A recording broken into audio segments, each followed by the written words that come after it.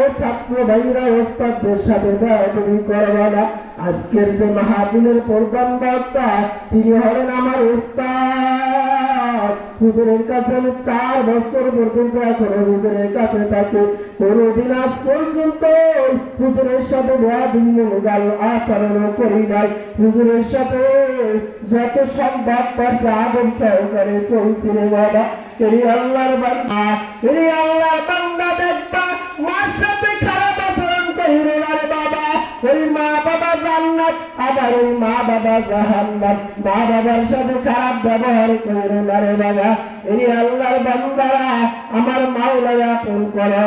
আমার আল্লাহ বলেন মা বাবার সাথে খারাপ ব্যবহার করবা আর আমি আল্লাহ মাফ করব না। না না, মা বাবার বদদোয়া বড় কঠিন। আমি জিয়াউল করিম এই চেয়ারে বসার মতো বাবা যোগ্যতাও নাই, কোন ইলমও নাই, আমলও নাই রে বাবা। একমাত্র উস্তাদের দোয়া আর মা বাবার চোখের পানি রে বাবা। ওরে বাবা, ওই যে মাদ্রাসা থেকে আমি আসতাম রাত্রে 3টার সময়, দেখতাম ঘুম ঘুম করে আওয়াজ। আমি শুনতাম আর মা বাবা কান্না করে আর করব, আল্লাহ তুমি আমার সন্তানটার দিনের জন্য ইসলামের জন্য কবুল করো বাবা। এই আল্লাহর বান্দারা ওস্তাদের দোয়ার কারণে আজ এখানে বসা। এই আল্লাহর বান্দারা ও ছাত্র ভাইরা ওস্তাদের সাথে তুমি করবা না।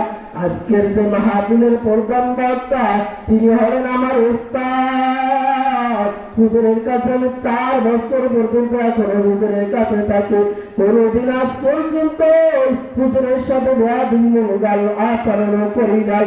হুজুরের সাথে যত সম্ভব পারছে আদব সহকারে চলছি রে বাবা। এই আল্লাহর বান্দাকে সেই দুয়ার ফসল ভাই। এই আল্লাহর বান্দারা শেষ সময় হাতে বইয়া বইলা গলায়, ওই গলা চিতার মানুষ, কালিকাপুরের মানুষ আল্লাহর নিয়ে কবরে যায়।